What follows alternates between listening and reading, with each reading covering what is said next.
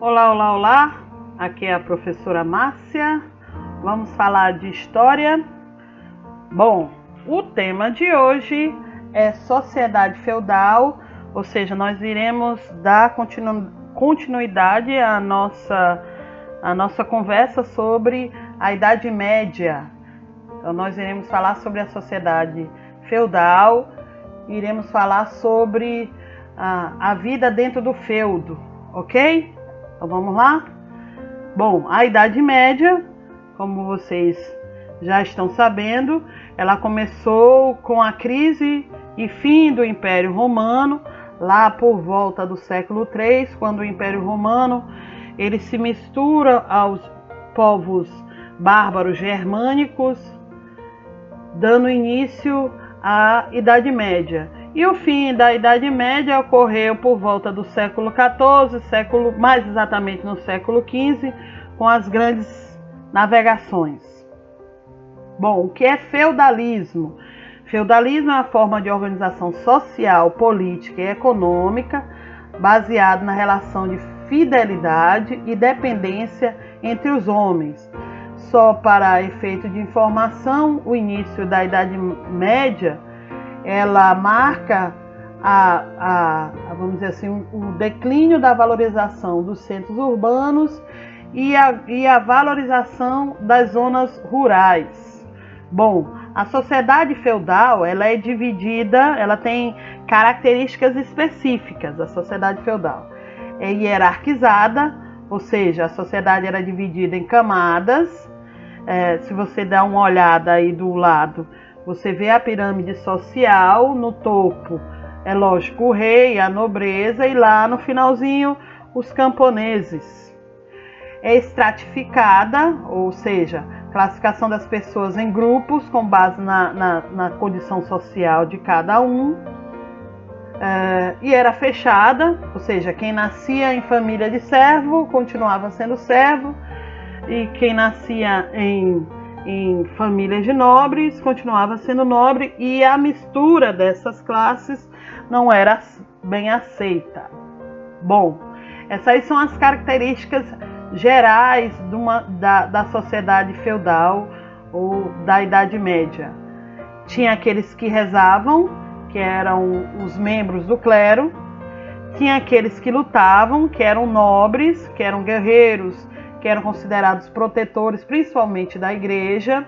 Só lembrando que durante a Idade Média a igreja ela tinha um poder muito forte, mas na frente a gente vai comentar sobre isso.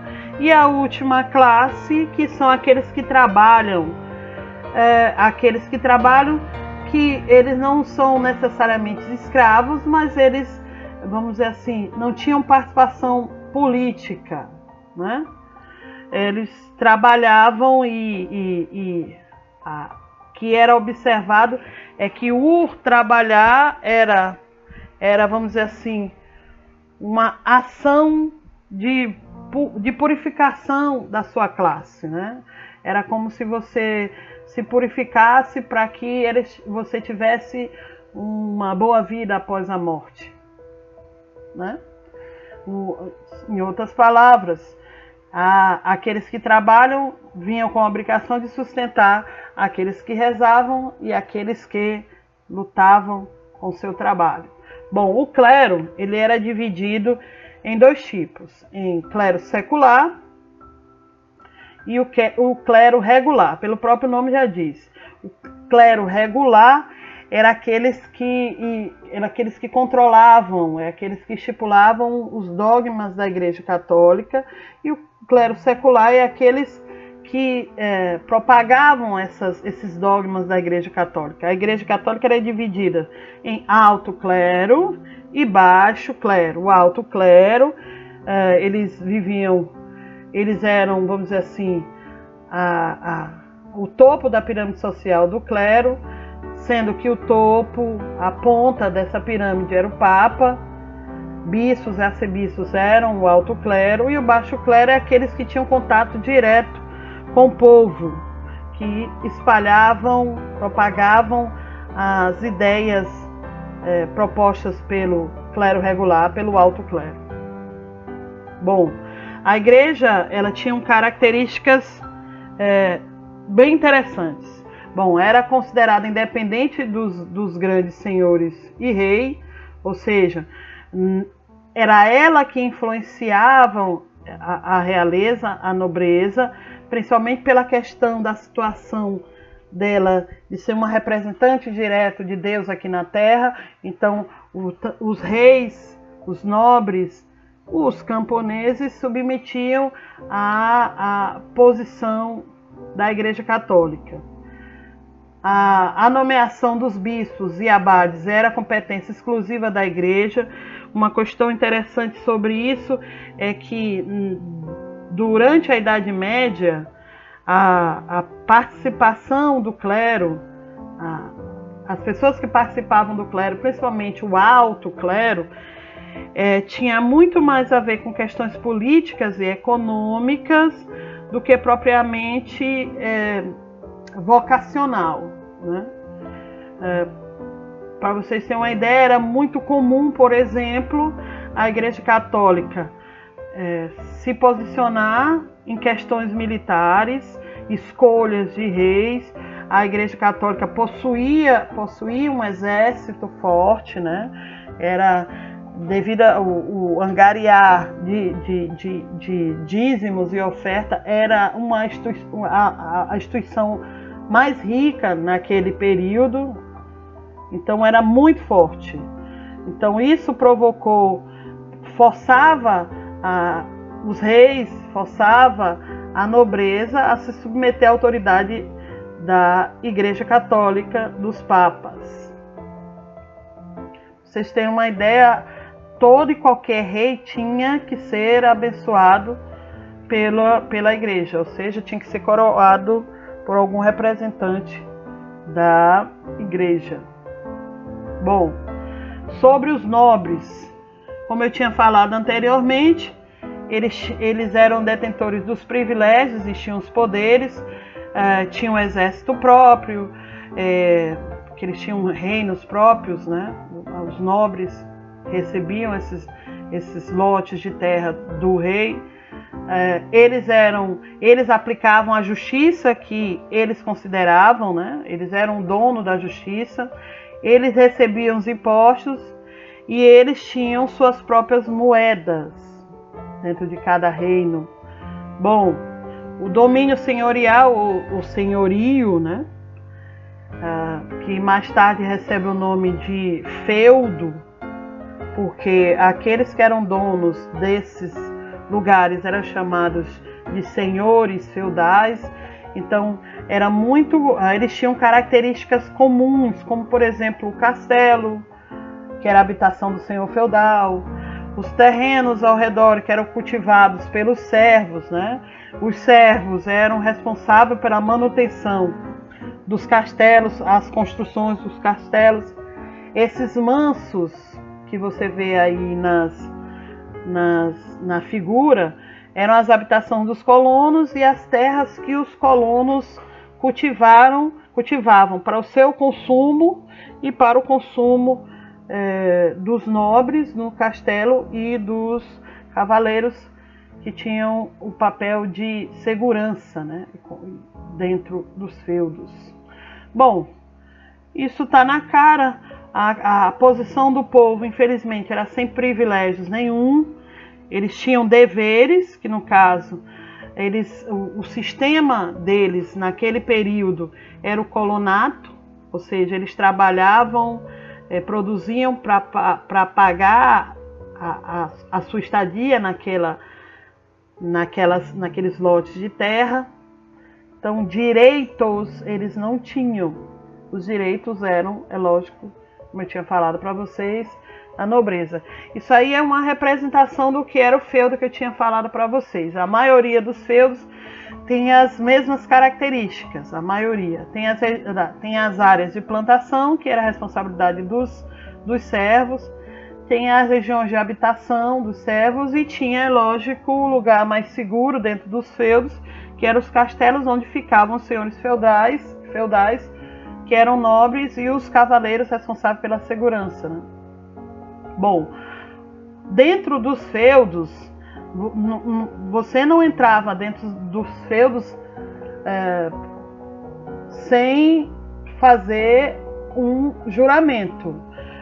Sucerano é o nome que se dá à posição superior dentro do feudo ou superior em relação ao rei. No caso, o rei era o sucerano. Vassalos são todos os outros. Dentro do feudo, o sucerano era o senhor feudal, que era um nobre que recebeu a terra como, entre aspas, doação do rei para que controlasse. Então, e tirasse proveito dela, é lógico, pagando os impostos que devia ao senhor, no caso, o rei, que também era chamado de sucerano.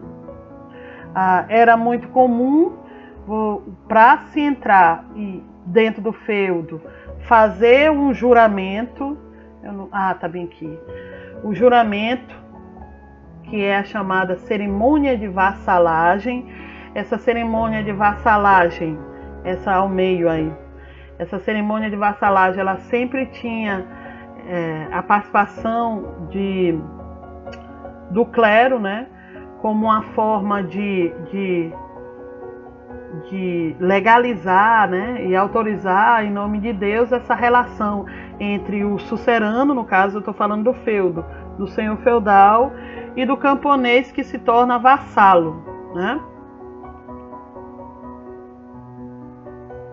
Bom, aí tem as características, as obrigações, deveres e obrigações da vassalagem dentro do feudo. O vassalo, ao receber as terras, tornava-se senhor das terras, que recebia, mas não era proprietário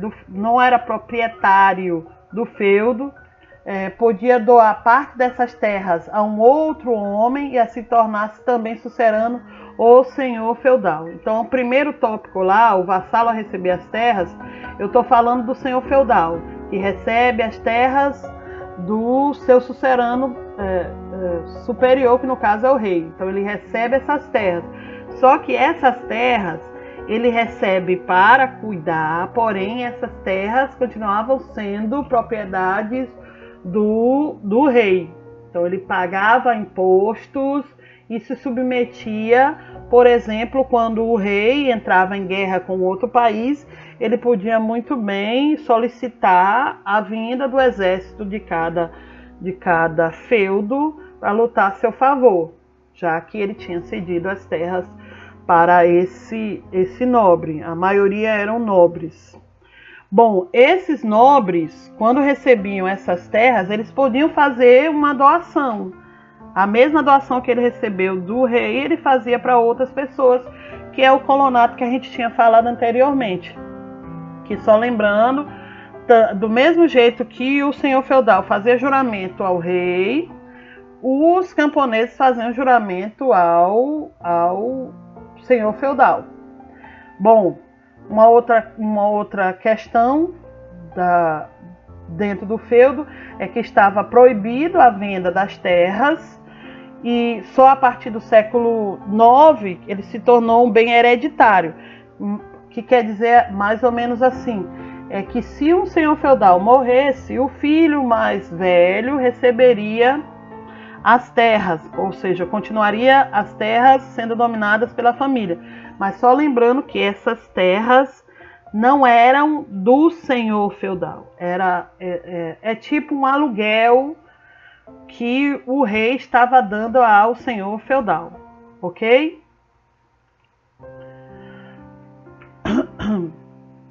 Bom, antes de encerrarmos a nossa microaula de hoje, deixa eu fazer umas observações, né? Primeira observação, dê uma leitura a mais no texto sobre a formação da sociedade feudal. Você vai encontrar muito mais informações do que eu dei aqui para vocês. Dê uma pesquisa além, ou em outros livros, ou na internet, sobre esse processo de formação da sociedade feudal, focando principalmente na posição dos feudos, né? pesquise mais sobre isso, estude mais sobre isso. E se por acaso você ficou com dúvidas sobre algum ponto, ou que eu falei alguma coisa que não está correto, então entre em contato comigo pelo WhatsApp ou pelas nossas aulas semipresenciais pelo Zoom, que eu estarei aqui à disposição para tirar as dúvidas ou me corrigir, né, de alguma coisa que eu me enganei. No mais, até a próxima. Tchau, povo!